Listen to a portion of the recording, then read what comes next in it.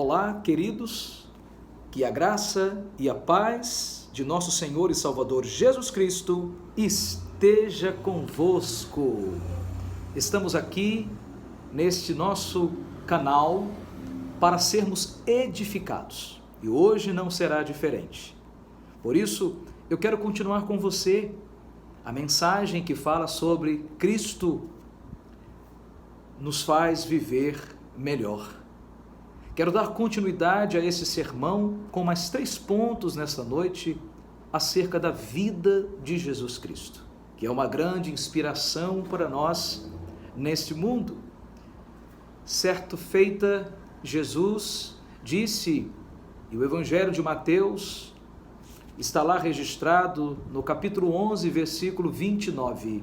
Jesus disse: tomai sobre vós o meu jugo e aprendei de mim, que sou manso e humilde de coração, e achareis descanso para a vossa alma.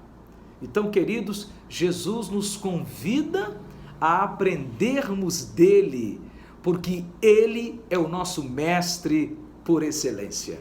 Eu quero então, a partir do ponto em que vivemos num mundo muito carente de referenciais, que sejam modelos de vida que Deus nos presenteou para vivermos. E dentro disso vemos que as pessoas, de maneira geral, têm muita necessidade de um modelo para copiar, ou de uma referência que seja uma inspiração para a sua vida.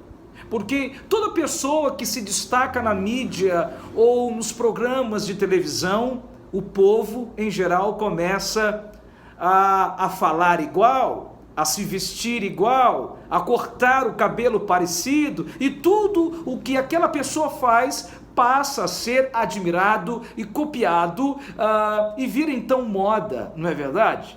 E isso nos mostra que o ser humano tem uma tendência, a tendência de querer copiar aquilo que vê nos outros, mas que nem sempre é saudável e construtivo, moral, ético, mas pelo contrário, é altamente comprometedor e nocivo a qualidade de vida que Deus espera que tenhamos. E o que quero abordar com você é sobre a importância de seguir alguém que seja de fato um exemplo, um modelo seguro de uma vida abundante, porque o mundo necessita de pessoas que digam como o apóstolo Paulo disse no seu tempo, lá na sua carta, no capítulo 5, carta de Paulo aos Efésios, capítulo 5, versículo 1, Paulo disse: sede, pois, imitadores de Deus como filhos amados.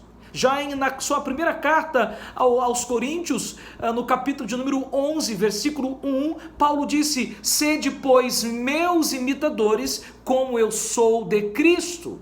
Portanto, não tenhamos dúvidas de que Cristo Jesus é o padrão e o modelo da vida que Deus deu a cada um de nós para vivermos. Porque o apóstolo Paulo, agora escrevendo a sua carta aos Romanos, no capítulo de número 8, versículo 29, Paulo fala algo acerca das nossas vidas. Ele diz assim: porquanto o que de antemão conheceu, também o predestinou para serem conformes à imagem de seu Filho. E essa expressão de que Paulo fala sobre a imagem de Jesus diz respeito ao seu caráter, o caráter de vida de Jesus, que deve ser copiado por mim, por você, que deve ser copiado por nós. Então, neste momento, mais 3 características da vida de Jesus que necessitamos para viver melhor e de acordo com o que Deus estabeleceu para nós. Vamos então observar a primeira característica da vida de Cristo que separei nesta noite para nosso crescimento. Em primeiro lugar, valorizar os ensinos do templo onde a palavra de Deus é pregada. Abra comigo no Evangelho de Lucas, capítulo de número 2. Evangelho de Lucas, capítulo de número 2, versículo 41 ao 47. Está assim aqui registrado neste Evangelho. Evangelho de Lucas, capítulo de número 2, versículo 41 ao 47. E depois leremos apenas o 52. Assim diz o texto para nós. Ora, anualmente ia seus pais a Jerusalém para a festa da Páscoa.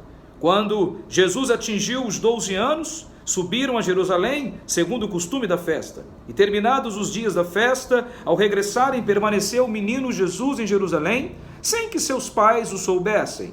Pensando, porém, estar ele entre os companheiros de viagem, foram caminho de um dia, e então passaram a procurá-lo entre os parentes e os conhecidos. E não o tendo encontrado, voltaram a Jerusalém à sua procura. 3 dias depois, o acharam no templo, assentado no meio dos doutores, ouvindo-os e interrogando-os. E todos os que o ouviam, muito se admiravam da sua inteligência e das suas respostas. Logo que seus pais o viram, ficaram maravilhados, e sua mãe lhe disse: Filho, por que fizeste assim conosco? Teu pai e eu, aflito, estávamos à tua procura. Versículo de número 52. E crescia Jesus em sabedoria, estatura e graça diante de Deus e dos homens. Ainda nesse Evangelho de Lucas, só que agora no capítulo de número 19. Evangelho de Lucas, capítulo 19, versículo apenas 47 e 48, diz assim: Diariamente, Jesus ensinava no templo, mas os principais sacerdotes, os escribas e os maiorais do povo procuraram eliminá-lo. Contudo, não atinavam em como fazê-lo, porque todo o povo, ao ouvi-lo, ficava dominado por ele.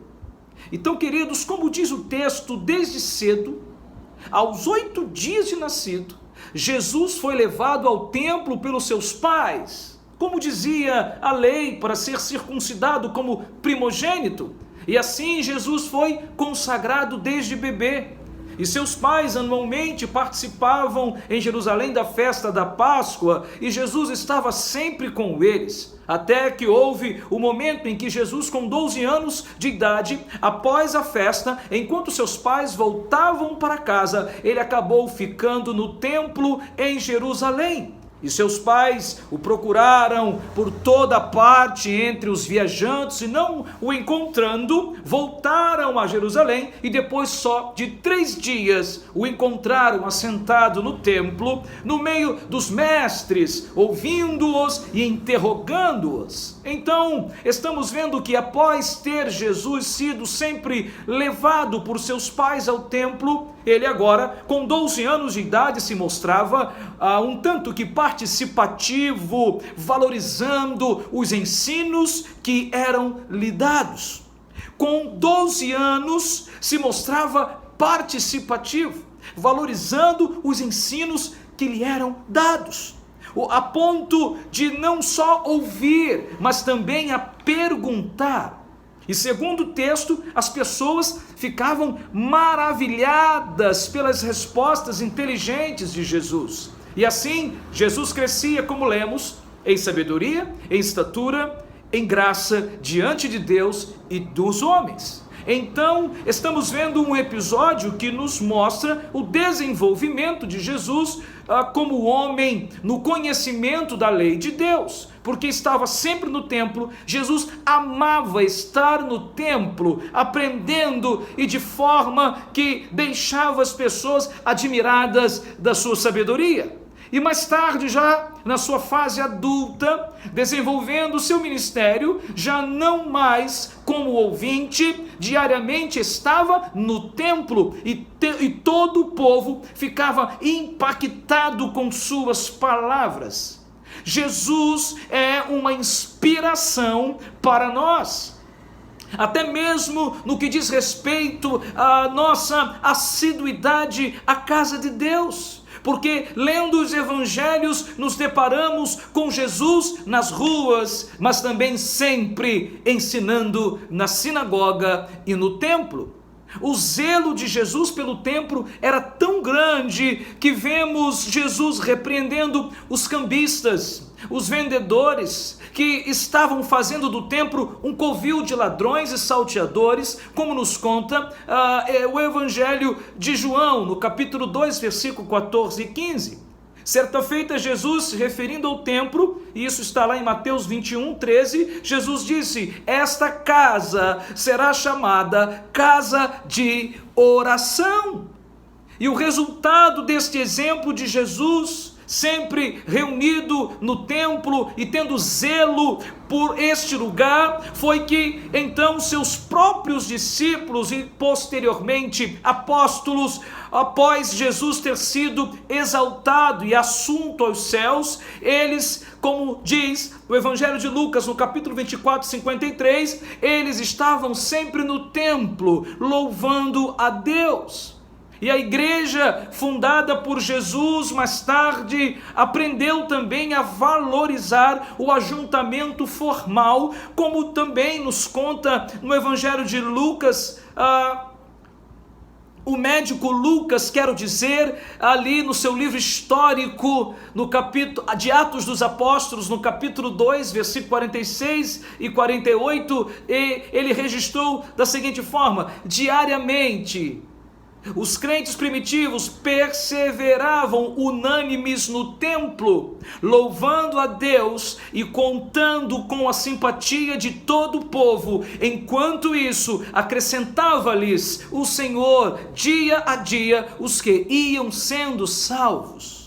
Logo, amados, o ajuntamento da Igreja de Jesus sempre foi necessário para que houvesse ensino e crescimento espiritual dos cristãos, a fim de que pudessem perseverar na doutrina dos apóstolos. E podemos ver que após a morte de Jesus, a sua igreja, a igreja se manteve reunida e quando fora perseguida, passou a fazer os seus cultos nas casas. Mas independente de lugar, a igreja sempre teve como exemplo a vida congregacional de Jesus.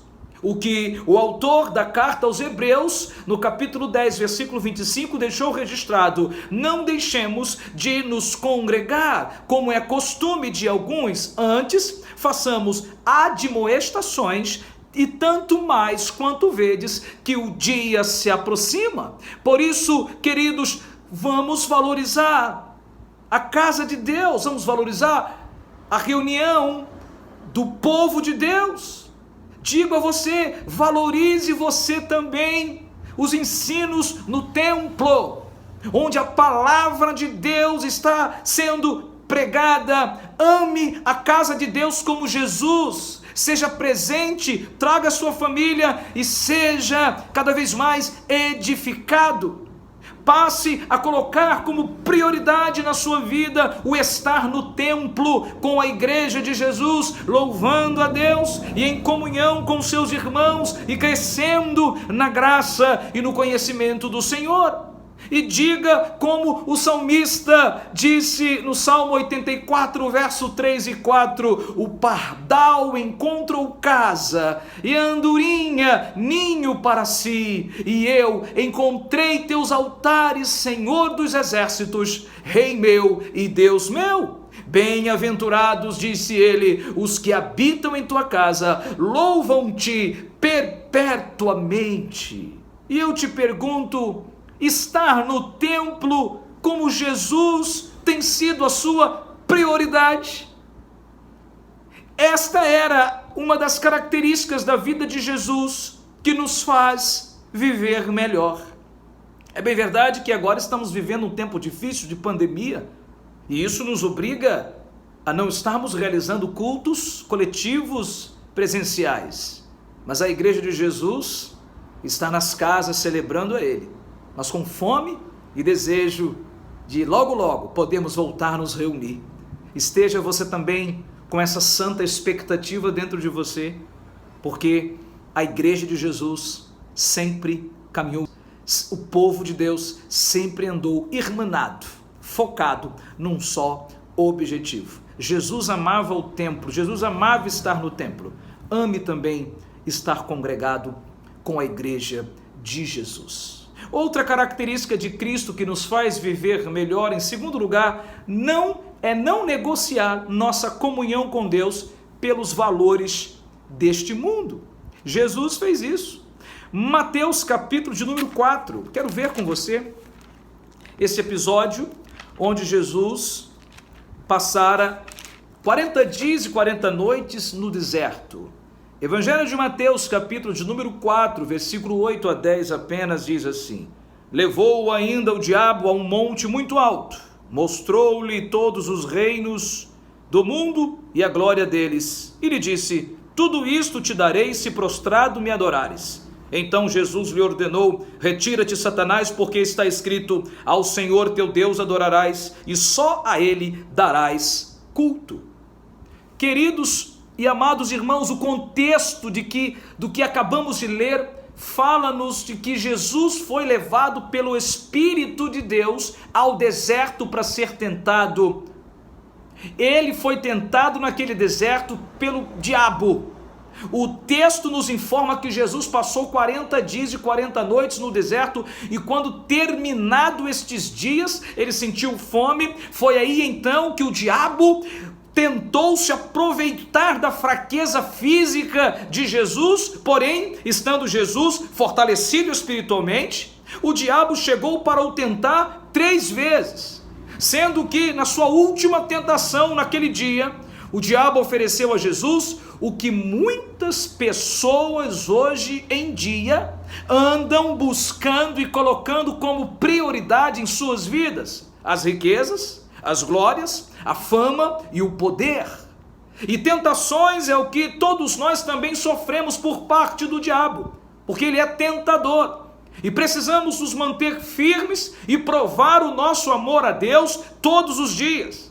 O interessante é que estas tentações que Jesus sofreu no deserto dizem respeito a questões que até hoje, em nossos dias, tem sido a estratégia de Satanás para tombar, derrubar muita gente. Porque as pessoas têm se mostrado capazes de tudo, sem medir as consequências, para obter dinheiro, riquezas, fama, glórias e poder. O diabo foi até Jesus e o colocou à prova. Colocando Jesus à prova, o diabo foi até ele e colocou à prova a sua filiação com o Filho de Deus, dizendo que se ele era o Filho de Deus, era então para transformar as pedras em pães. Depois o diabo foi até Jesus para dizer que se ele era mesmo o Filho de Deus, poderia se lançar do pináculo do templo, porque Deus daria ordem aos seus anjos para o guardar. E por último, o diabo lhe oferece todos os reinos do mundo, se Jesus se prostrasse e o adorasse.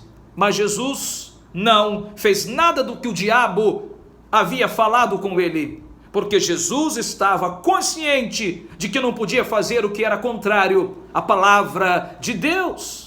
Jesus sabia, pelo conhecimento que tinha das Escrituras, que ele precisava mais da palavra de Deus do que de alimento material. Jesus sabia pelas Escrituras que Deus nos guarda, mas o homem não poderia tentar o Senhor seu Deus, por isso resistiu o diabo pelo seu conhecimento da verdade. E com relação à última tentação, Jesus sabia que não podia trocar e negociar a sua comunhão com Deus pelos valores materiais, efêmeros, passageiros deste mundo mau. Então deixa eu te perguntar: o que você tem sido capaz de fazer para obter fama, poder, riquezas, dinheiros e glórias? Será que você está sendo capaz de abrir mão da sua comunhão com Deus, conquanto seja o Senhor, o dono do ouro, da prata, é muito maior do que tudo que os prazeres deste mundo pode nos dar? Veja, o diabo levou Jesus a um monte muito alto, e lá de cima o mostrou todas as riquezas, os reinos deste mundo, e lhe ofereceu tudo, se tão somente Jesus desse aquilo que era de Deus ao diabo. Mas pastor, o que era de Deus que o diabo queria que Jesus lhe desse? A resposta é adoração. O diabo disse: te dou tudo, se tão somente prostrado me adorares. Então o diabo queria o que era de Deus. O diabo queria que Jesus desse a ele o que era de Deus exclusivamente. O diabo queria que Jesus vendesse a sua comunhão com Deus, a sua adoração, que era exclusiva a Deus, em troca dos valores deste mundo passageiro. A verdade aqui era que a comunhão de Jesus com o Pai estava sendo colocado à prova. O diabo estava querendo ver até que ponto Jesus amava mais a Deus do que as riquezas, do que o dinheiro, do que a fama, do que os prazeres e as glórias desta vida. E isso não está longe de nenhum de nós aqui, porque infelizmente encontramos pessoas negociando sua vida com Deus, pessoas negociando a sua comunhão com Deus.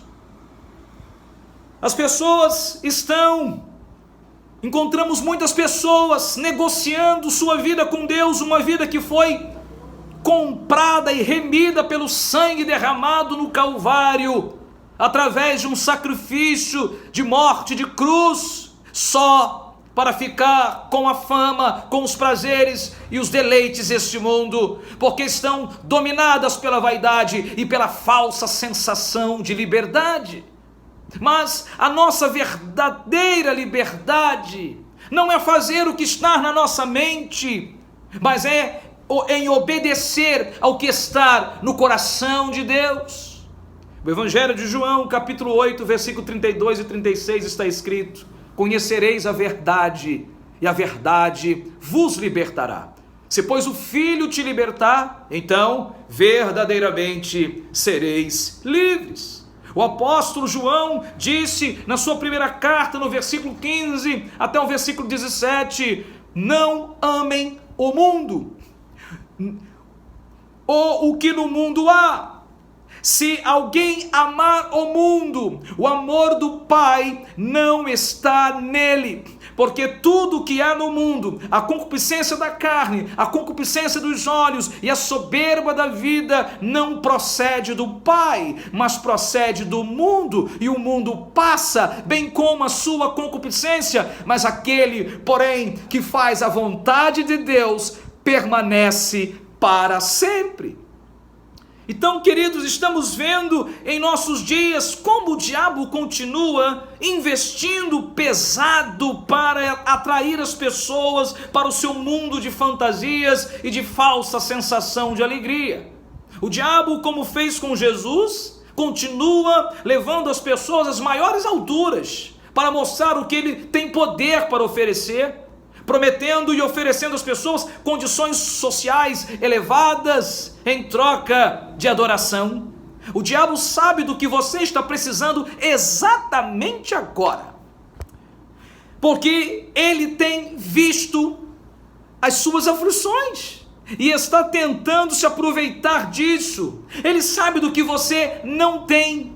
Então ele vai fazer a sua proposta, ele vai fazer de tudo para conseguir fazer você parar de adorar a Deus. Ele vai te mostrar e te fazer vislumbrar o que você pode ter se você abrir mão da sua vida com Deus e passar a não mais adorar a Deus, porque ele sabe que se você não cultuar a Deus, você deixa de adorar a Deus e você passa a adorá-lo em meio aos prazeres, às glórias, ao dinheiro que ele mesmo estará envolvendo você.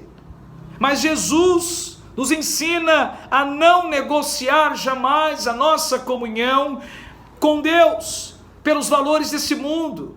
E Jesus disse ao diabo o que também eu e você devemos dizer quando ele vier tentar roubar a nossa adoração a Deus. Devemos dizer como Jesus disse: retira-te, Satanás, porque está escrito, ao Senhor teu Deus adorarás e somente a ele darás culto. Porque, queridos, manter a nossa comunhão com Deus, como Jesus fez, é seguramente o que nos fará viver melhor, como Jesus mesmo disse lá em Marcos capítulo 8, versículo 36 e 37, o que aproveita ao homem ganhar o mundo inteiro e perder a sua alma? Que daria um homem em troca da sua alma? Muito bem, vejamos agora a terceira e última característica de Cristo que nos faz viver melhor. É ter a consciência da missão para a qual Deus nos confiou para cumprir. E para isso, eu quero convidar você que por bondade abra sua Bíblia no Evangelho de Lucas, capítulo de número 4. E aqui encontramos também, de maneira fantástica, o ensinamento para o nosso crescimento espiritual. Lucas capítulo 4, portanto, versículo 16 a 19. E assim está escrito: indo para Nazaré, onde fora criado, entrou num sábado na sinagoga, segundo o seu costume, e levantou-se para ler. Então lhe deram o livro do profeta Isaías, e abrindo o livro, achou o lugar onde estava escrito: o Espírito do Senhor está sobre mim, pelo que me ungiu para pregar o evangelho aos pobres, enviou-me a proclamar libertação aos cativos e trazer restauração da vista aos cegos, para pôr em liberdade os oprimidos e apregoar o ano aceitável do Senhor. Ah, queridos, existe uma frase popular muito conhecida que nos ajuda a entender: quem não sabe onde quer chegar, não chega a lugar algum. Mas, olhando para o contexto da vida de Jesus, vemos que ele nos deixou um legado de vida, até mesmo pela consciência que tinha da missão que o Pai lhe confiou. Jesus não perdia tempo. Em João, capítulo de número 5, versículo 17, Jesus diz assim: meu Pai trabalha até agora e eu também. Para você ver como que Jesus tinha uma finalidade, ele tinha uma missão esta que eu e você também temos. Ele nos confiou uma missão. Existem pessoas que se concentram, por exemplo, em projetos, mas vemos que Jesus se concentrou em vidas. Existem pessoas que trabalham com coisas e objetos, mas Jesus lidou com seres humanos. E muitos no seu tempo pensavam que Jesus veio para tirar o poder político das mãos dos romanos e acabar de uma vez por todas com aquela hegemonia ali em Jerusalém. Mas Jesus veio para libertar os cativos das garras de Satanás. Diferentemente do que pensavam, Jesus não veio para construir um reino físico, mas estabelecer os princípios do reino dos céus nos corações dos mais indignos dos homens.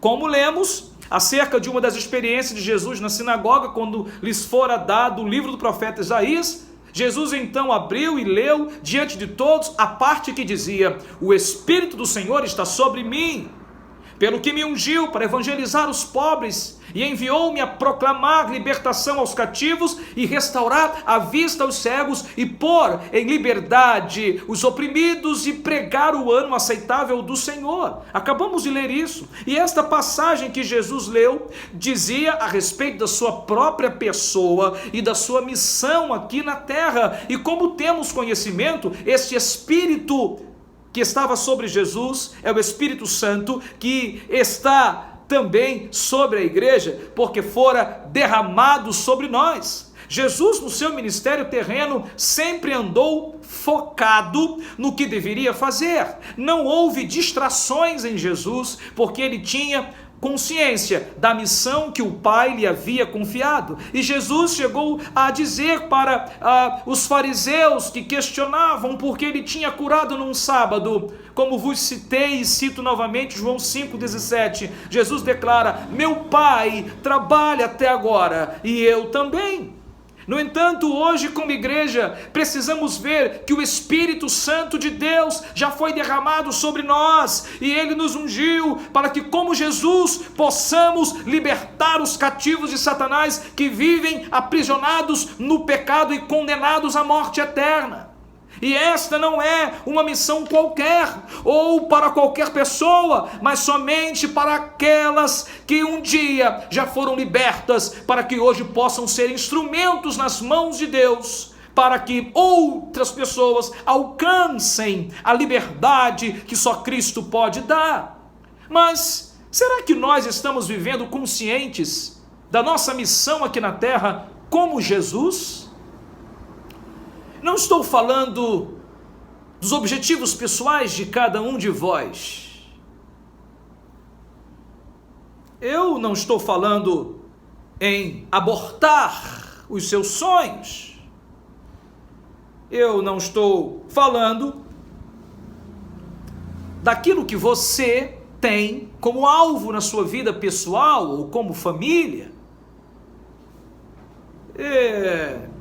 Certamente você quer ter os seus sonhos realizados, mas enquanto eles vão se realizando, escute-me, você deve seguir focado, fazendo a diferença como sal da terra e brilhando como luz do mundo, porque nenhum de nós devemos ser alcançados pela ociosidade nesta vida, uma vez que como igreja ungida pelo Senhor, temos uma missão suficientemente grande para cumprir e para proclamar a libertação dos cativos. Escute-me, você não necessariamente precise faltar o seu expediente de trabalho, mas é só entender que mesmo uniformizado, você precisa cumprir a sua missão.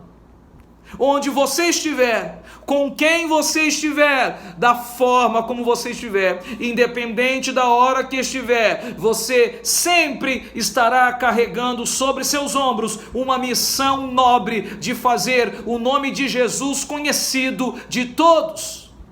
E lembre-se, os anjos não farão isso por você, porque a missão deles é guardar eu e você. Os animais não poderão também fazer essa missão, porque são irracionais. E Jesus também não voltará para fazer uma nova missão, mas para buscar a sua igreja. Esta missão é nossa, é missão da igreja de Jesus, porque é a igreja de Jesus que foi ungida pelo Espírito Santo de Deus para ir por todo o mundo e pregar o Evangelho. E quando, como igreja, estamos conscientes disso e fazendo esta obra, acabamos nos identificando com mais uma característica de Jesus, que é de ter a consciência da missão para a qual Deus nos confiou e cumpri-la na terra, para que exerçamos o nosso papel como igreja de Cristo. Assim, com esta consciência de estar cumprindo o que Cristo cumpriu e nos designou a fazer, viveremos melhor. Bem, acabamos de ver 3 características da vida de Cristo que nos fazem viver melhor, não é? Em primeiro lugar, valorizar os ensinos do templo, onde a palavra de Deus é pregada. Segunda característica, nós vimos, não negociar nossa comunhão com Deus pelos valores efêmeros, passageiros desse mundo. E vimos uma terceira característica, que é ter a consciência da missão para a qual Deus nos confiou para cumpri-la. Essas características são características do ministério, da vida de Jesus, que é a nossa maior inspiração para vivermos uma vida que esteja de conformidade com a vontade de Deus. Não é isso? De repente, eu esteja pregando para pessoas que andam sem um norte, sem uma direção, meio que perdidas, sem uma direção na vida e não sabem mais o que fazer e em quem buscar inspiração para viver. Deixa eu lhe dizer uma coisa, hoje você acabou de conhecer um pouco mais da vida de Jesus, o nosso mestre por excelência. E é nele que nós encontramos a direção que precisamos dar para a nossa vida. Em Jesus encontramos a razão do nosso viver. E no seu exemplo de vida somos fortemente encorajados a continuar e prosseguir rumo a um nível de vida muito melhor a partir da vida de Jesus. E hoje aprendemos a valorizar o templo onde podemos crescer espiritualmente através do ensino da palavra de Deus. Aprendemos que não devemos abrir mão da nossa comunhão com Deus por absolutamente nada desta vida. E aprendemos que assim como Jesus, nós também temos uma missão de anunciar a todas as pessoas que Jesus é o que elas precisam para serem felizes. Por isso, eu gostaria de convidar você a abrir seu coração e, arrependido dos seus pecados, confessar Jesus Cristo como Senhor e Salvador pessoal da sua vida. E hoje, você estará então começando uma nova vida, cheia de sentidos, razão e qualidade de vida. Sabe por quê? Porque Jesus salvará a tua alma da perdição e no teu dia a dia te levará a viver uma vida melhor e jamais experimentada por você. Aceite Jesus, porque Ele aceita você. Cristo nos faz viver melhor. Que Deus te abençoe, ontem, hoje e sempre. Quero orar com você, baixe a sua fronte. Pai amado, nesta hora onde acabamos de ouvir a Tua palavra, que nos faz tão bem, que o Teu Espírito Santo esteja agora encontrando um coração quebrantado e contrito, de forma, Pai, que o Senhor venha fazer com que Cristo Jesus, o Teu Filho, nosso maior exemplo, seja a sua vida vivida por cada um de nós. Ajuda-nos, Pai, a olharmos e focarmos sempre em Cristo, a nossa maior e excelente referência. Abençoe cada um, Senhor, na sua mais diversa realidade de vida. E se nessa noite, esta pessoa que ora comigo ainda não tomou a decisão, que ela esteja sendo agora tocada pelo Teu Espírito Santo e levada ao arrependimento profundo de seus pecados e a aceitar a Jesus Cristo como Senhor e Salvador pessoal da sua vida. Eu oro agradecido por mais essa mensagem enriquecedora, em nome de Jesus. Amém. Que o amor eterno de Deus Pai, a graça de nosso Senhor e Salvador Jesus Cristo e a doce comunhão e consolação do seu Santo Espírito Consolador esteja com todos vós. E a Igreja de Jesus diz: Amém.